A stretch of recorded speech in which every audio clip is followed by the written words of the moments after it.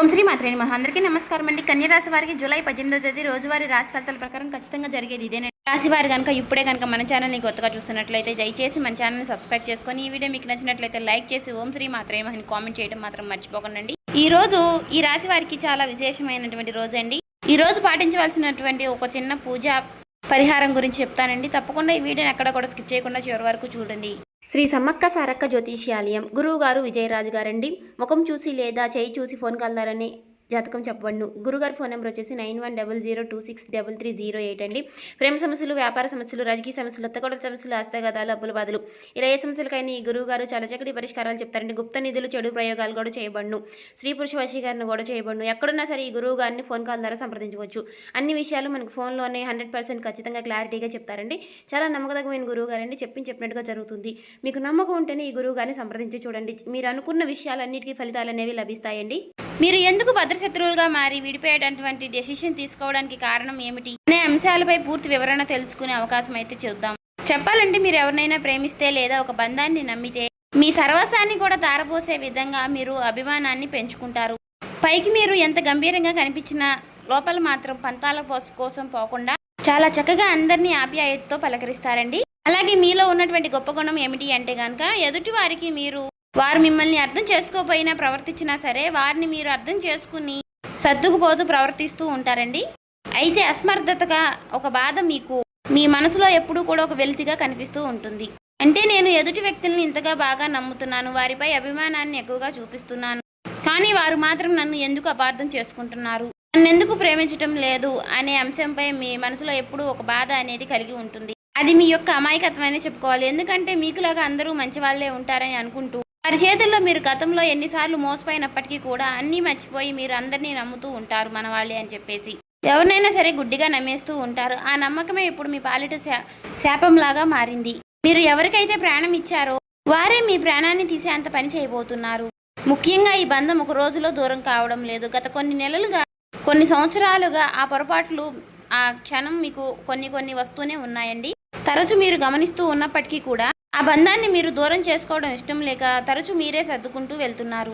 అయితే సర్దుబాటు చేసుకుంటూ వస్తున్నప్పటికీ కూడా ఈ రోజు కాకపోయినా ఏదో ఒక రోజు ఆ బంధం అనేది మీ నుండి దూరం అవడం అనేది ఖాయమండి. అంటే మీ ప్రేమను అర్థం చేసుకోవడం లేదు అనేటటువంటి ఒక భావన మీ మనసును చాలా నిరాశకు నెట్టివేయడం, అలాగే మీ విలువను కూడా మీరు తగ్గించుకుంటూ ప్రతి ఒక్క మీ గురించి తెలిసిన వారికి మీరు విషయాలు మీ ఇంట్లో కుటుంబ సభ్యులకి సంబంధించినటువంటి విషయాలు మీ మనసులో మీరే చాలా నలిగిపోతూ వస్తున్నారండి.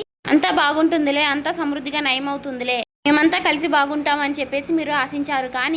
కానీ అవతల వ్యక్తిపై మనసులో ఉన్నటువంటి మీ పైన ఉన్నటువంటి ద్వేషం, స్వార్థం పూర్తిగా ఎక్కువైపోయింది. మీరు మౌనంగా ఉన్నప్పటికీ కూడా వారు మిమ్మల్ని ఎక్కువగా చులకనగా చూడడం అనేది మొదలుపెట్టారు.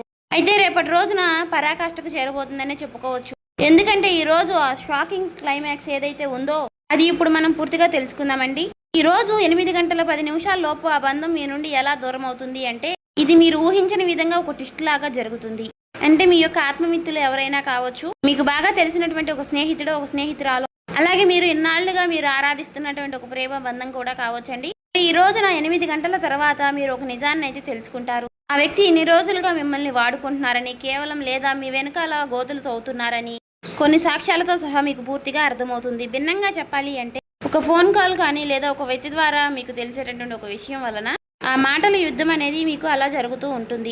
ఆ వాదన మీకు ఇంకా ఎలా ఎక్కువైపోతుంది అంటే ఇకపై మీ ముఖం నాకు చూపించవద్దు అనే స్థాయికి వెళుతుంది. ఇలా మీరు ఒకరికొకరు అనుకుంటూ పూర్తిగా ఆ బంధానికి స్వస్తి పలికేలాగా ఉంటుంది. మరి 8 గంటల 15 నిమిషాల తర్వాత మీ జీవితంలో ఇది ఒక చేదు జ్ఞాపకం లాగా కూడా మిగిలవచ్చు.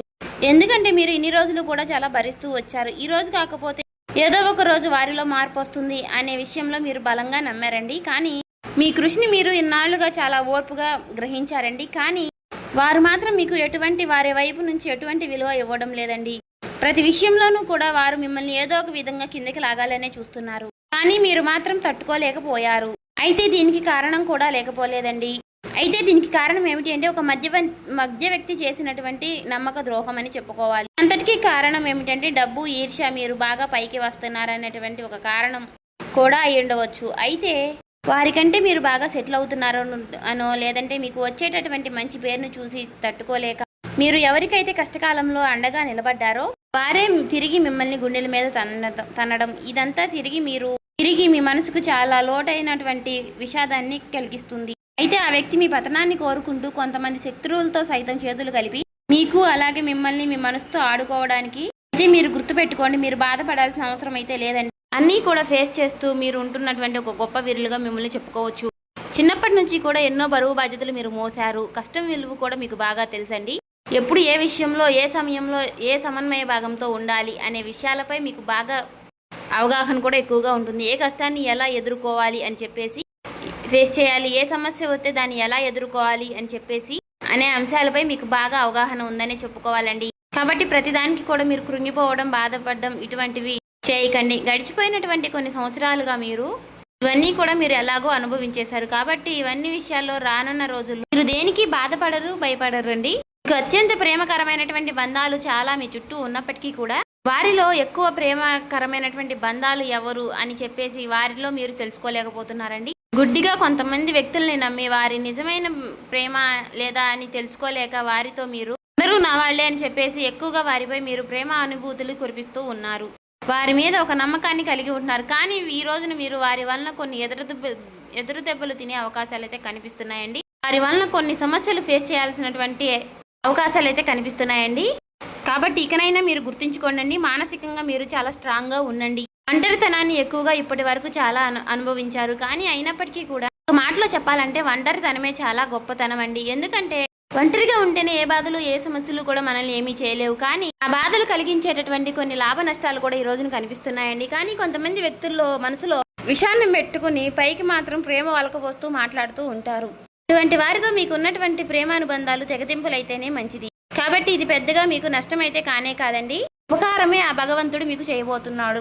కాబట్టి అపకారం అయితే మీకు జరగలేదు. కాబట్టి ఆ బంధాన్ని మీరు దూరం చేసుకోవడం ఈ రోజున మీకు కొంచెం బాధగా అనిపించినప్పటికీ కూడా, మీ మనసు కుంగిపోయినప్పటికీ అనిపించినా కూడా మీరు కొంచెం బలంగా ఉండండి. అలాగే ఈ రోజున మీరు తప్పకుండా మీకు ఈ రోజు చాలా విశేషమైనటువంటి రోజండి.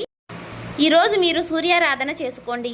ఈ రోజు సూర్యారాధనకి చాలా విశేషమైనటువంటి రోజండి. కాబట్టి ఈ రోజు ఆదిత్య మంత్రాన్ని పఠించండి. అలాగే ఓం సూర్యాయ నమః, ఆదిత్యాయ నమః అని సూర్య భగవానుడికి సంబంధించినటువంటి నామాలని పఠించండి. దగ్గరలో ఉన్నటువంటి స్వామివారికి సంబంధించినటువంటి ఏ రూపమైనా పర్వాలేదండి. దగ్గరలో ఉన్నటువంటి ఆలయాన్ని ఈరోజు సందర్శించండి. ఈ రోజున మనసులో మీరు సూర్యారాధన చేసుకోవడానికి అంటే ఆ సూర్యుడికి సంబంధించినటువంటి ఆలయములు లేకపోయినా సరే నారాయణుడు అంటే శ్రీమన్నారాయణ వాసుదేవుడు యొక్క ఆలయాలని మీరు దర్శించండి. అలాగే ఈ రోజున ఓం నమో భగవతే వాసుదేవాయ అనే మంత్రాన్ని అనేటటువంటి నామాన్ని కూడా ఈ రోజున మీరు ఎన్నిసార్లు వీలైతే అన్నిసార్లు పఠించండి. అలా పఠించడం వల్ల మీ మనసు చాలా ప్రశాంతంగా ఉంటుంది. ఇక ఈ రోజున మీరు ఎవరితో కూడా గొడవలు పెట్టుకోకండి, ఒంటరిగా ఉండండి, పాత విషయాల్ని అసలు తలుచుకోకండి. మీకు నచ్చినటువంటి ఏదైనా ప్రదేశానికి వెళ్ళడం, అక్కడ కాస్త మనసుని మీ ప్రశాంతంగా ఉంచుకోవడం, మీ మనసుని మీ దాటిలో ఉంచుకుంటేనే మీరు ఏవైనా సరే సాధించాలి అనుకుంటే తప్పకుండా సాధిస్తారండి. ఎందుకంటే మనసు ఒక చోట మనిషి ఒక చోట అన్నట్లుగా మనం చేస్తే మాత్రం మనం ఎప్పుడూ కూడా పైకి రాలేమండి. ఇంకా పడుతున్నటువంటి కష్టాలు ఇంకా ఎన్నో పడాల్సి వస్తుంది. కాబట్టి ఆ విషయంలో మీరు కొన్ని జాగ్రత్తలు అయితే తీసుకోనండి. అలాగే గురు ఆలయానికి వెళ్ళండి.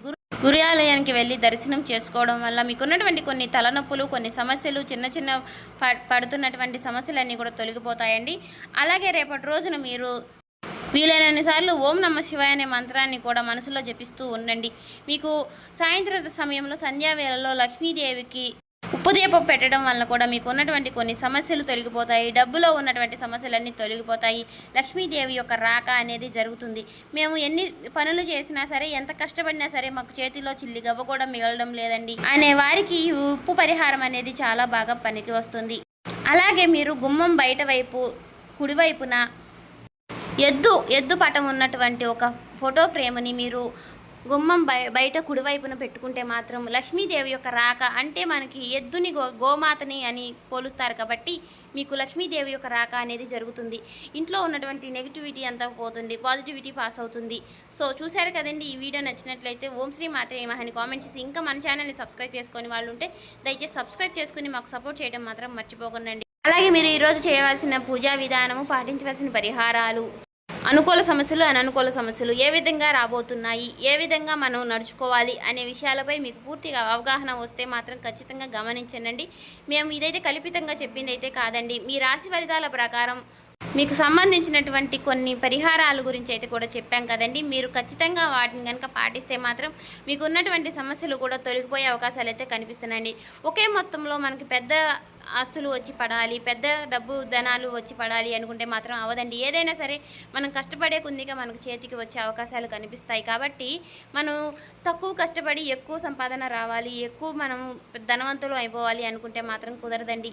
ఈ రోజులు బట్టి ఎవరితో ఎలా ఉండాలి అనే ఒక విషయం కూడా మీరు బాగా గుర్తుపెట్టుకోండి. అందరూ మన వాళ్ళని నమ్మేసి మాత్రం అందరికీ చెప్పకండి.